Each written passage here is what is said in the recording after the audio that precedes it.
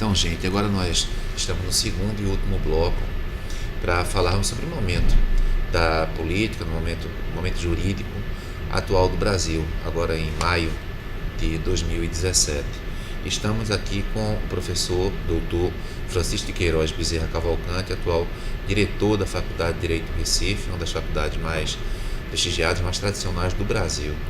Também professor titular de Direito Administrativo. E o assunto que nós estávamos conversando no final do bloco anterior foi o da presunção do estado de inocência. O Supremo Tribunal Federal, durante muito tempo, entendeu que era possível sim a prisão antes do trânsito em julgado. Houve o caso Mensalão, houve uma mudança de jurisprudência do Supremo Tribunal Federal, ficando entendido ali, um caso emblemático, que só após o trânsito em julgado caberia a prisão processual, a prisão decorrente da condenação. Pois bem, mais adiante, mais recentemente, em mais de uma oportunidade, o Supremo voltou atrás, dizendo que é possível sim a prisão após a condenação em segunda instância. Os tribunais de justiça são os tribunais regionais federais.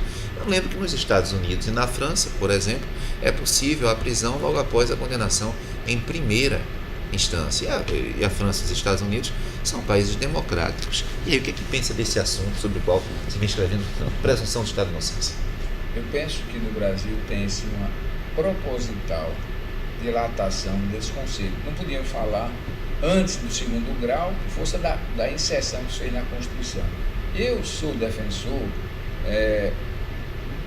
digamos, fora da nossa Constituição, da posição que se encontra na França, que se encontra nos Estados Unidos. Eu tive a oportunidade, por exemplo, numa visita de trabalho, vários colegas de juiz, assistir no estado do Missouri, após a condenação em primeiro grau na Corte Federal, o condenado sem preso.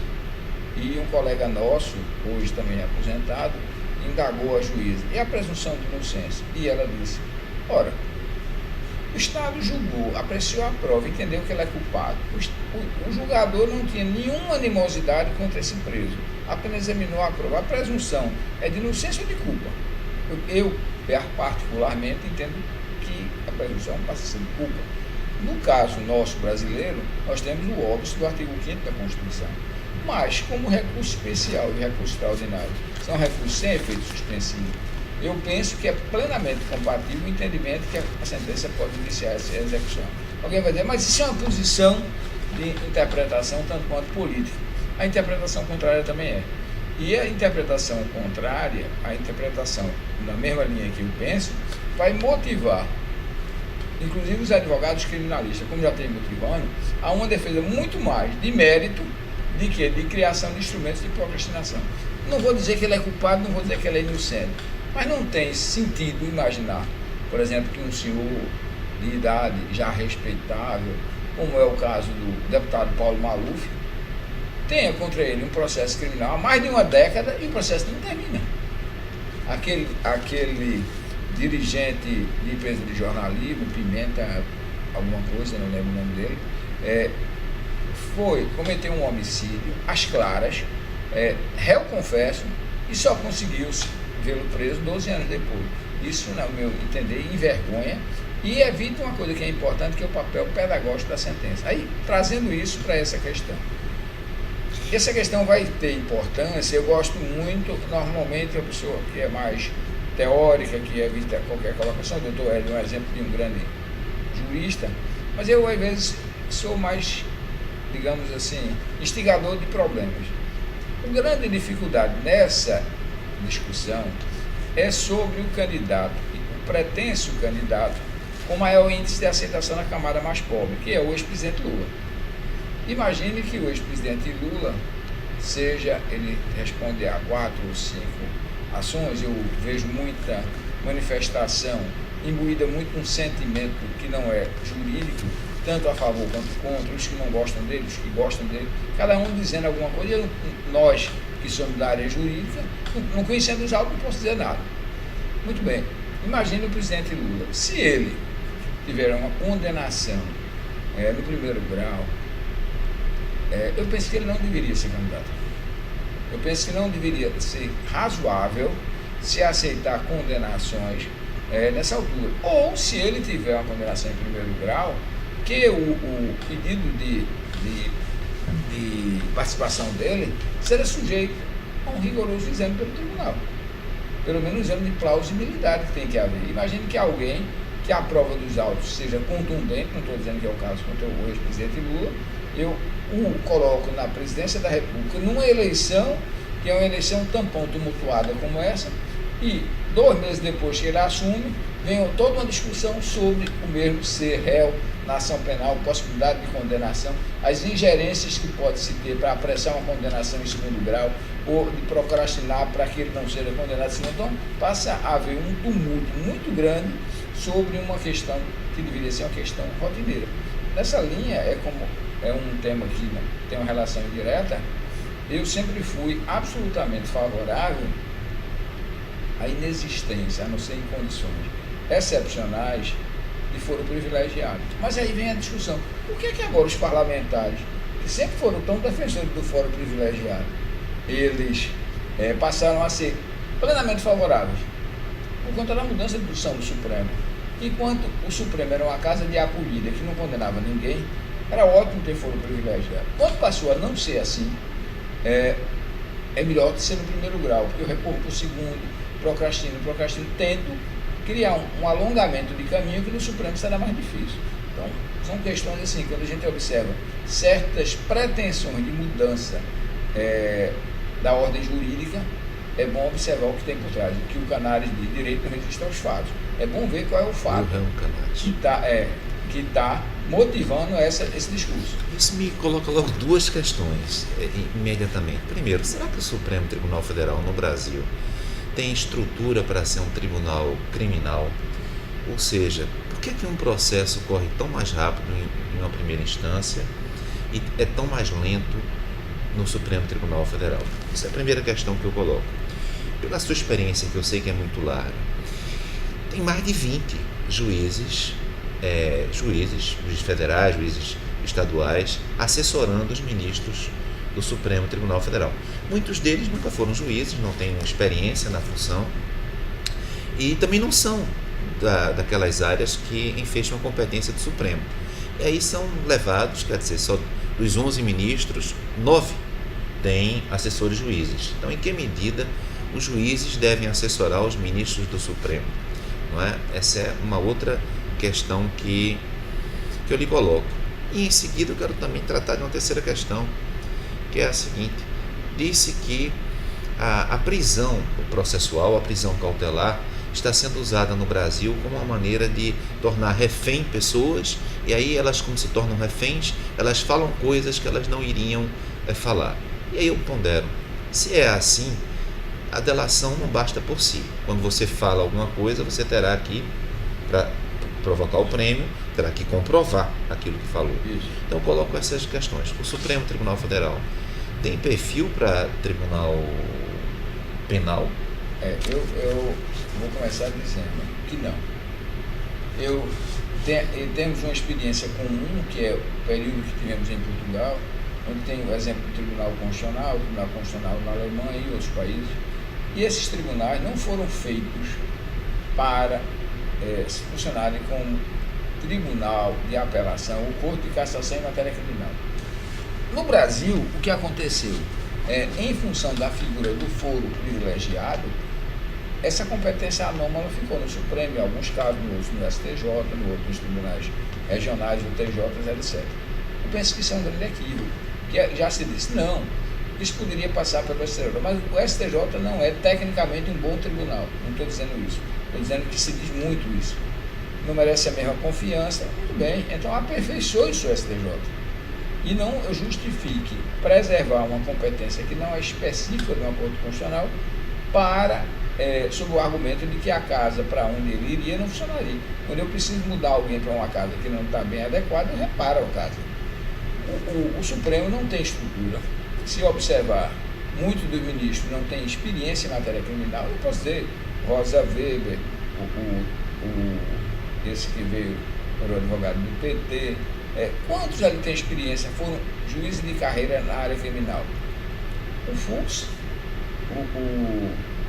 Quem mais? Marco Aurélio era juiz de trabalho, Rosa Weber juiz de trabalho, o Gilmar era advogado da União. Então, essas pessoas não têm essa experiência e não têm a estrutura nem física. Onde serão realizadas as audiências de instrução? Tem que se delegar. Eu não tenho. Então, o Supremo não foi um tribunal feito para isso. E um tribunal, que é um tribunal com um perfil de tribunal constitucional, que é jurídico político, não devia se imiscuir nesse tipo de questão, porque senão transfigura e transmuda a natureza da corte. Esse é um ponto que eu penso que não poderia acontecer. Mas, infelizmente, quando dos trabalhos, lembra, era muito novo, mas lembra dos trabalhos da Constituinte de 87 e 88, uma das maiores disputas que o Supremo teve foi para não reduzir sua parcela de poder. Ele não queria, ele entendia que era se enfraquecer e não se especializar. E essa saída de sair convocando juízes que têm experiência criminal para assessorar os ministros? Eu penso que é a história do cobertor curto em noite de frio. Porque se um bom juiz... Inclusive, o Sérgio Moro foi assessor da Rosa Weber. Né? E normalmente são convocados juízes, há uma certa influência política, tal, há motivos que não são só jurídicos, mas ninguém convoca um juiz que não vai adiantar de nada. Então, digamos que bons juízes médios ou bons são convocados para assessoria. Ou seja, na vara de origem, eu não posso botar juiz comissionado para responder o juiz temporário. As vagas ficarão com alguns juízes acumulando. Então, eu estou suprindo 30 juízes para ajudar aos ministros do STF e eu estou deixando 30 postos de trabalho do juiz de primeiro grau faltando. Eu sempre fui contra, aqui mesmo, na época que eu fui presidente do TRF, foi na época que os nossos tribunais começaram a convocar juízes para funções de auxílio, depois aconteceu, eu sempre resisti ao juiz auxiliar. Não porque eu achasse que não precisava, seria ótimo, porque, por exemplo, no caso da Justiça Federal, o quadro é excepcionalmente bom, mas isso que é excepcionalmente bom, o juiz tem que estar na origem. Mundo afora, esse tipo de atividade de juiz não existe. Eu nunca vi isso na Alemanha, nunca vi isso na Espanha, nunca vi isso na Itália, nunca vi isso na Inglaterra. Juiz de uma corte inferior com auxiliar do juiz. Seria um jeitinho brasileiro? Um jeitinho brasileiro, uma tentativa de evitar que se tenha para adequar a necessidade de serviço à quantidade de pessoas. Eu tive a oportunidade, alguns anos atrás, de trazer aqui, inclusive nesta casa, eu estava no TRF, eu mostrei lá que é um juiz que era da Justiça Federal, da Áustria. E ele veio, eu expliquei a estrutura, expliquei a forma de atuar, e ele fez uma pergunta curiosa. Não tem pouco juiz para muito funcionário, não? Porque o que eu vi, eu mostrei o gabinete, aqui devia ter. Ele conversando com muita intimidade, porque era uma pessoa que tinha amizade comigo. Aqui a gente não podia ter só metade desses funcionários. E ao invés de você sozinho como juiz ter 3, com a remuneração que eu pago a esses todos funcionários, eu pagava 3 juízes. Agora o que eu notei, aí eu expliquei, é que há uma certa terceirização. Certo. Então, ao invés de ter, no caso, na época, 15 juízes no TRF, eu podia ter 40. E teria 100 funcionários a menos. Ao invés dos 800, teria 700. O tribunal funcionaria bem e as decisões seriam mais do próprio juiz. O ministro Ari Pagêndler fala sobre isso. É isso. Não, o ministro Ari Pagêndler, eu integrei a comissão que ele criou de aumento dos tribunais com essa ideia. Mas o nosso tribunal, que eu prezo muito, quando essa proposta foi colocada nos plenos dos TRFs, eu fui o único voto a favor da aprovação do relatório da comissão, que pedisse, todos os 4 regionais federais propuseram 5, no 4, e o nosso quinto foi o único contra, foi 4-1. O nosso quinto entendeu que não precisava de mais funcionários. Para quê? Para fazer o que o juiz fazia. Devia ter a autenticidade do juiz fazer. Quer dizer, só o Nordeste entendeu que não havia necessidade. Eu penso que, infelizmente, nós temos no Nordeste uma mentalidade tacanha, atrasada. Não que sendo pessoas despreparadas, mas culturalmente, aquela ideia muito antiga de nós seremos mais importantes se formos menos, ainda continua. Aí eu lhe pergunto, provocando, quer dizer, essas operações todas estão ocorrendo, mas não estão gizando o Nordeste. Então, tem pouca coisa ocorrendo em relação ao Nordeste, alguma coisa, mas não muita.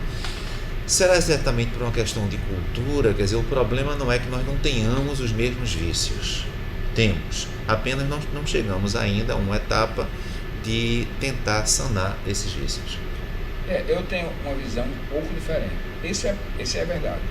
Eu uma vez disse, brincando, que se cometesse um crime grave ia cometer no Nordeste, não criticando o juiz. Isso era mais fácil não ser condenado. Onde eu não queria cometer, na região do Sul. Agora Posso ser um pouquinho mais incisivo? Pode. Vamos lá. As prisões processuais que estão ocorrendo na 4ª região.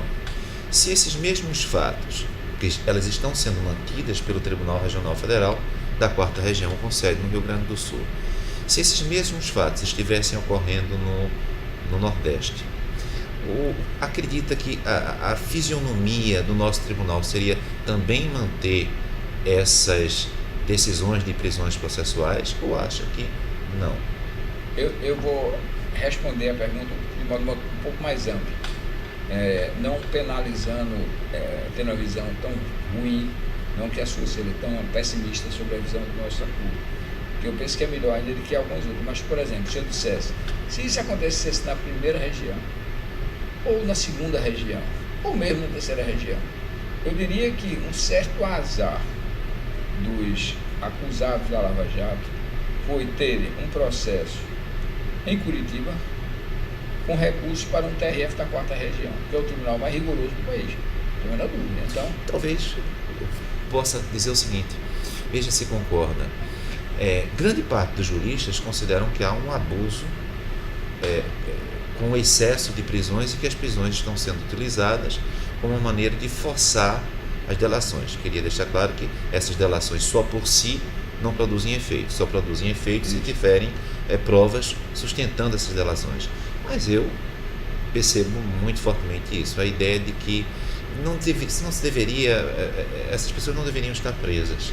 É uma medida forte demais e não deveria ser utilizada mesmo diante de organizações criminosas. O que acha? Eu penso assim, apesar de eu ter uma visão política bastante diferente, talvez, inclusive do Sérgio Moro, eu acho que não. Sobre o aspecto das prisões cautelares, não vejo problema. Eu tive várias situações no próprio TRF de ter prisões que determinei caçadas pelo STJ, que é muito liberal. Eu acho que nós temos um vício antigo e cultural em relação à condenação, à ida à prisão só após o trânsito julgado. E acho que essa cultura ela vem sendo um pouco rompida pelo que está acontecendo hoje. E nós temos uma doutrina criminal que é basicamente a doutrina de advogados. Se observar, apesar de alguns juízes escreverem, apesar de alguns membros do Ministério escreverem, mas a maioria dos penalistas digamos, a linha na lei de decri, juristas que são advogados. A jurisprudência do advogado, que é uma jurisprudência no sentido de manter o preso solto o mais tempo possível, o acusado. E eu sou contra isso. Como sabe... Porque, deixa eu só interromper ainda. Claro. A prisão rápida e a punição eficiente, justa, tem um caráter pedagógico. Eu aprendi isso muito quando eu condeno alguém e ele vai para a cadeia porque ele está praticando estelionato, o estelionatário vai ficar preocupado. É um risco eu fazer isso, porque além do ressarcimento civil, a possibilidade de eu ir para a cadeia é muito grande. Se eu sei que as condenações são brandas e ineficientes, é muito mais fácil. Esse medo da consequência não tem. Eu vou fazer uma afirmação assim muito forte, eu sei que alguns colegas meus não vão concordar, mas como eu tenho ouvido, fica mais fácil. Luiz de Ferranholi. Eu gosto de assistir, como muitos sabem, palestras desses juristas internacionais. E eu gosto de assistir ele próprio falando. Então, na Itália, em um determinado momento, falando sobre garantismo jurídico, ele seria uma espécie de pai do garantismo jurídico, ele chega e cita o caso aqui do Brasil e diz, olha, eu já tive aqui as informações do advogado de defesa do ex-presidente. E aí ele lançou um juízo muito forte, no sentido de que se tratava realmente de uma atitude que não se deveria estar tomando em relação ao procedimento quanto ao presidente. Mas eu lhe pergunto, é um pouco precipitado escutar uma história apenas a partir da perspectiva, por melhor que seja, por mais séria que seja, de uma parte, ou seja, para um jurista formar uma convicção. O ideal não é escutar tanto o advogado de defesa quanto a acusação, e nós não estamos no Brasil pecando um pouco por isso, ou seja, nós estamos dentro de um ambiente de militância jurídica. Eu não escuto o outro lado, Não adianta que o outro lado fale, que ele vier a falar, eu não vou escutar. E posso até ficar com raiva. Quer ver exemplo de inutilidades jurídicas? O retrabalho que se tem no processo penal ordinário. Eu realizo um inquérito policial, colho provas, ouço testemunhas, e depois eu tenho a denúncia, colho provas, ouço testemunhas de novo, as mesmas testemunhas que vêm ou ratificar ou desmentir tudo que disseram da coisa, e o processo vai se arrastar muito tempo. Eu penso que nós devíamos ter, como tem em países europeus, juízes de instrução, tutelariam, ou o próprio Ministério Público com a fiscalização do advogado. O juizado de instrução, para não ter um retrabalho. Então, esses retrabalhos que nós temos são obras que são feitas no sentido de que os processos não andem. Por exemplo, um exemplo que eu tive no TRF, como seria no STJ e no STF. Para que é que o ministro, ele é o condutor do inquérito policial? E é chamado de inquérito judicial. A polícia precisa de uma diligência, requer ao ministro, que vai, despacha, volta para ele e cumpre. Eu penso que esses inquéritos referentes a processos com foro especial, a única coisa que deveria acontecer durante o período de realização é atos que precisam de autorização judicial, como quebra de sigilo, etc., ou prorrogações de prazo. No mais, a autoridade policial agiria com a mesma liberdade que age em relação a um processo que tem um procedimento preparatório de juiz de primeiro grau. Mas eu lhe pergunto também com o Luiz de Ferraioli. Ele diz o seguinte: juizado de instrução. Diz, olha, é um absurdo, na perspectiva do professor, você permitir que um juiz que conduziu as provas, que conduziu, digamos assim, a obtenção das provas, que escutou as testemunhas, que escutou o réu, venha a decidir, porque esse juiz já está contaminado. No momento em que esse juiz acompanha as provas, fica o juiz contra o réu. Essa é uma postura. Eu penso, será que é assim mesmo? Quer dizer, será que permitir a um outro juiz vir julgar aquele que não acompanhou a instrução torna essa situação mais imparcial? Ou esse outro juiz, por não conhecer o processo, tem uma maior dificuldade de julgar? Foi claro. Eu penso que a sua conclusão é uma pergunta conclusiva, é a mesma impressão minha. Quem mais terá condição de julgar o processo é o que fez a instrução. E aí eu vou dizer com a mesma frase que a juíza lá do Missouri, a juíza federal, disse ao nosso colega, hoje aposentado, José Maria Lucena: ele, eu não sou inimiga da parte, não conheço, não tenho interesse em proteger, eu só tive condição de apurar a prova. Então, qual é a minha parcialidade? Nenhuma. Minha parcialidade só seria a pessoa que quer colher a prova, para um lado ou para o outro. Então, eu penso que essas construções cheias de filigranas são no intuito de evitar a efetividade do processo. Eu te pergunto, assim como em relação ao juiz, o juiz não deve ser impedido nem suspeito, ele não deve ter interesse na causa. Isso. Então nem o processo escolhe o juiz, nem o juiz pode escolher o processo. Perfeito. Em relação aos autores de doutrina, será que para merecerem mais credibilidade, eles deveriam também serem impedidos, não serem impedidos ou suspeitos, não estarem, digamos assim, não serem pessoas com filiação partidária, com vínculo partidário, claro, ou, por outro lado, diante da liberdade de pensamento, da liberdade de manifestação do pensamento, é absolutamente natural que uma pessoa que esteve em uma passeata escreva sobre um assunto. Note que o juiz que está numa passeata, em princípio... O juiz na passeata é meio... Mas o advogado, eu acho que não vejo impedimento de a pessoa que é parcial por formação, ele exponha na sua doutrina a sua parcialidade, desde que ela não seja camuflada.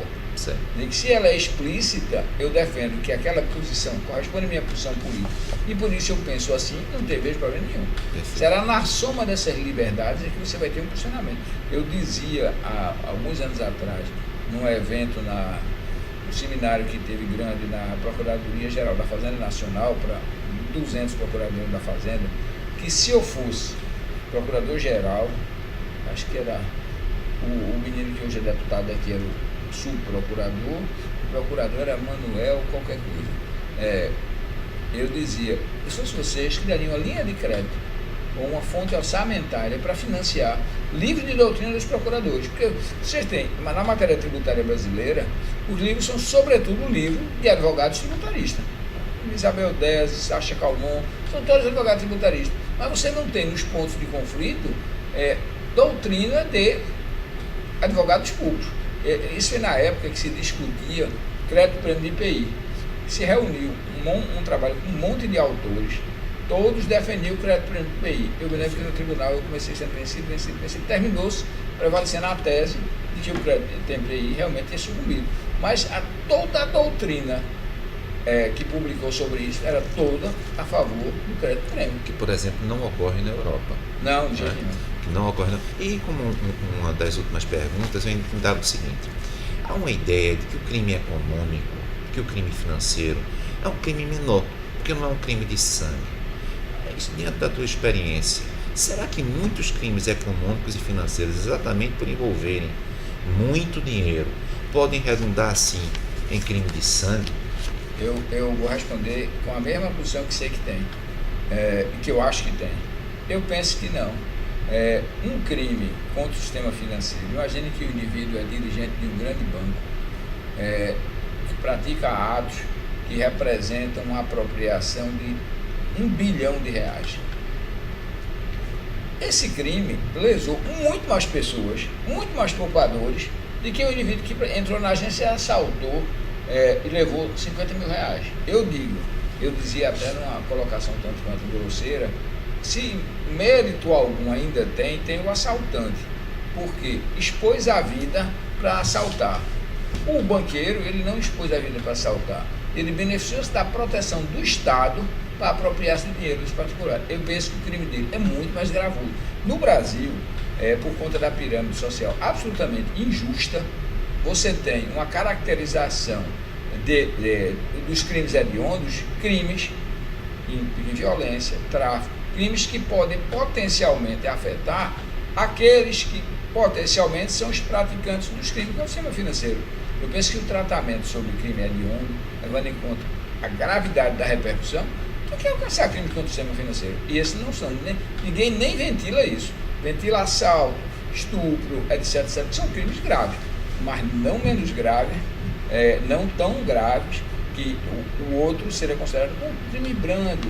Isso corresponde até a uma piada que se fez, assim, olha, o ex-político, isso é uma brincadeira, o presidente Temer agora está suspende todas as reformas de previdência, vamos agora reformar os presídios. Importante. Então, assim, eu outro dia disse numa entrevista sobre essa questão da prisão dessas pessoas que estão no topo da sociedade, disse, tem um lado positivo, estamos democratizando os presídios.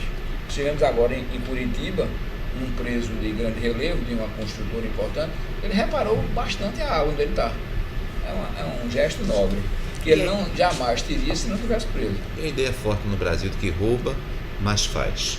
Ou seja, a pessoa pode dizer, não, ele pode até ter desviado dinheiro para ele, para a família, mas o fato é que ele faz muito mais. O outro, ele tenta retirar direitos, nos prejudica. Então, é melhor aquele que, mesmo que desvie, ele preserva direitos. Isso a descrença da população é tão grande, é tão triste a posição, que ele tem, digamos assim, o consolo de ter alguma coisa. Isso é como alguém do interior, que você diz, companheiro, como é que você vota naquele coronel, hoje um coronel do asfalto, o chefe político até meio grosseiro, mas quando eu preciso que seja meu doente levado para outra cidade, a ambulância da prefeitura está quebrada, eu bato na casa dele, ele manda o motorista me levar. Então é por aí, o roubo mais faz é decorrência de que?